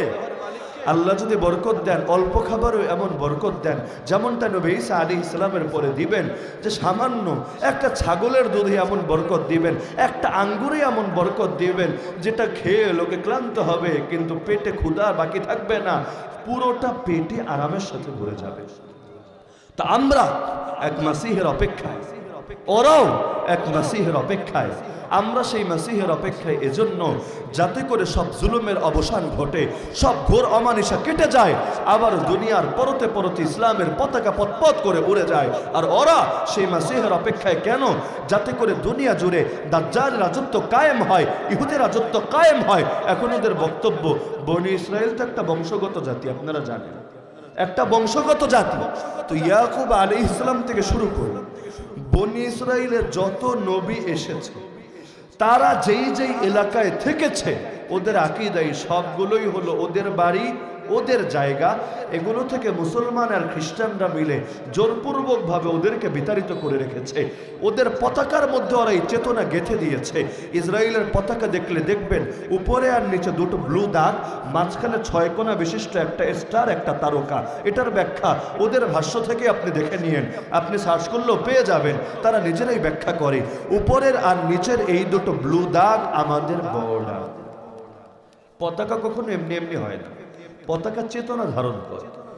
যেমন বাংলাদেশের পতাকা লাল সবুজের পতাকা, বিষয়টা এমন না যে 2টা রং নজরে পড়েছে ব্যাস 2টো রং একটা কাপড়ের মধ্যে এঁকে দিয়েছে, একটা পতাকা হয়েছে। না রে ভাই, লালের সুনির্দিষ্ট অর্থ আছে, সবুজের সুনির্দিষ্ট অর্থ আছে। 2টো রং শুধু 2টো রং না, 2টো চেতনা, জাতীয় চেতনাকে ধারণ করে আছে। একইভাবে তাদের যে পতাকা, এটা ভাবার কারণ নাই, একজন ডিজাইনারের মন চেয়েছে ব্যাস উপরে আর নিচে 2টা ব্লু দাগ টেনে দিয়েছে, মাঝখানে চাঁদ অথবা সূর্যের ছবি না দিয়ে একটা তারকার ছবি বসিয়েছে। এভাবে কখনো পতাকা হয় না। পতাকা নির্দিষ্ট চেতনার প্রতীক হয়। কি সেই চেতনা? ওদের বক্তব্যই হলো এটা, উপরের আর নিচের এই দুটো ব্লু দাগ আমাদের বর্ডার। তো কতটুকু তোমাদের বর্ডার? ওদের বক্তব্য, নবী ইয়াকুব যেই এলাকায় থাকতেন অর্থাৎ ফিলিস্তিনের কেনান, আর সর্বশেষ আমিরুল মুমিনিন ওমর ইবনুল খাত্তাব রাদিয়াল্লাহু আনহু যেই এলাকা থেকে ওদেরকে উচ্ছেদ করেছিল অর্থাৎ খায়বার। তো এই কেনান থেকে নিয়ে খায়বার পর্যন্ত, ফুরাত নদী থেকে নিয়ে নীল নদ পর্যন্ত, এই পুরোটাই হলো ওদের এলাকা, ওদের বর্ডার, ওদের সাম্রাজ্য। আর মাঝখানে 6 কোণা বিশিষ্ট তারকার নাম ওদের ভাষায় দাউদি সেতারা বা ডেভিড স্টার। দাউদি সেতারা মানে কি? ওদের ভাষ্য হলো নবী সুলাইমান আর নবী দাউদ আলাইহিস সালাম যে সর্বব্যাপী এক রাজত্ব করেছেন, সেই রাজত্বের সিম্বল ছিল, সেই রাজত্বের প্রতীক ছিল এই 6 কোণা বিশিষ্ট তারকা। তো এটা দিয়ে বোঝাচ্ছে এই বর্ডারের মাঝখানে আমরা অখণ্ড সর্বব্যাপী এক রাজত্ব কায়েম করব, যে রাজত্ব হবে ধর্মভিত্তিক রাজত্ব, যে রাজত্ব হবে ইহুদি রাজত্ব। এখন আছে ক্ষুদ্র ইসরায়েল, সেগুলোই হবে দ্য গ্রেট ইসরায়েল, নাউযুবিল্লাহি মিন যালিক। এরপর আসবে ওদের মসিহ দাজ্জাল, সে এসে শুধু এই বর্ডারের মাঝখানেই না, মক্কার মদিনা বাদে গোটা দুনিয়ার উপর কায়েম করবে সেই ইহুদি রাজত্ব, নাউযুবিল্লাহি মিন যালিক। তা আমাদের আকীদা যেমনি ভাবে গোটা জমিনের মালিক কে, আর আমরা কার বান্দা? শুধু বান্দাই না, কোরআনের ভাষ্যে সূরা বাকারার ভাষ্যে তার খলিফা। খলিফা মানে প্রতিনিধি। প্রথম মানুষ বানানোর আগে আল্লাহ ফেরেশতাদেরকে বলেছিলেন, ইন্নী জাইলুম ফিল আরদি খলিফা, আমি আল্লাহ পৃথিবীতে খলিফা বানাতে যাচ্ছি। খলিফা মানে প্রতিনিধি। আমরা কার প্রতিনিধি? আরে বলেন না, কার প্রতিনিধি? যে যার প্রতিনিধি হয় সে তার আদর্শই বাস্তবায়ন করে। পিটার হাস কার প্রতিনিধি? আমেরিকার। তো পিটার হাস কার আদর্শ বাস্তবায়নের চেষ্টা করবে? এই দফতর থেকে ওই দফতর, এই নেতা থেকে ওই নেতা, এই মন্ত্রণালয় থেকে ওই মন্ত্রণালয়ে ছোটাছুটি করবে কার আদর্শ বাস্তবায়নের জন্য? আপনারটা তো না, তার দেশেরটা। এটাই স্বাভাবিক। যে যার নুন খায় সে তার গুণ গায়, যে যার প্রতিনিধিত্ব করে সে তার আদর্শ বাস্তবায়নের চেষ্টা করে। তো একজন মুমিন যখন কালেমা পড়ে নিজেকে খালি গোলাম, ভৃত্য আর দাস বলেই মেনে নেয় না, বরঞ্চ পাশাপাশি খলিফার প্রতিনিধি বলেও মেনে নেয়। আব্বা আদমও ছিলেন আল্লাহর খলিফা, আর তার যত মুমিন মুত্তাকি সন্তান দুনিয়াতে আসবে সকলে আল্লাহর খলিফা। তো যেমনিভাবে শয়তানের গোলামরা শয়তানি আদর্শ বাস্তবায়ন করতে চায়, আল্লাহর গোলামরাও পৃথিবীর পরতে পরতে আল্লাহর আদর্শই বাস্তবায়ন করতে চায়। এজন্য আপনারা শৈশব থেকেই বয়ান শুনে এসেছেন সর্বোত্তম মানুষকে। এটা শোনেন নাই সর্বোত্তম মানুষ যে খায় আর নিজের জান্নাত নিয়ে ফিকির করে, যে শুধুমাত্র নিজে ইবাদত বন্দেগি করে নিজের আখিরাত কেমনে গোছানো যায় এটা ধান্দা করে, বরঞ্চ এটাই শুনেছেন, কুনতুম খায়রা উম্মাহ উখরিজাত লিন-নাস তা'মুরুনা বিল মা'রুফ ওয়া তানহাউনা আনিল মুনকার ওয়া তু'মিনুনা বিল্লাহ। তোমরা শ্রেষ্ঠ জাতি। কেন শ্রেষ্ঠ? 4 কারণে। 1 নম্বর কারণ কি? তোমাদেরকে বের করা হয়েছে সমগ্র বিশ্বের মানুষের জন্য, না শুধু মুমিন মুত্তাকি না, সমগ্র বিশ্বের সমস্ত মানুষের জন্য। তোমরা সকলের ডাক্তার, সকলের চিকিৎসক।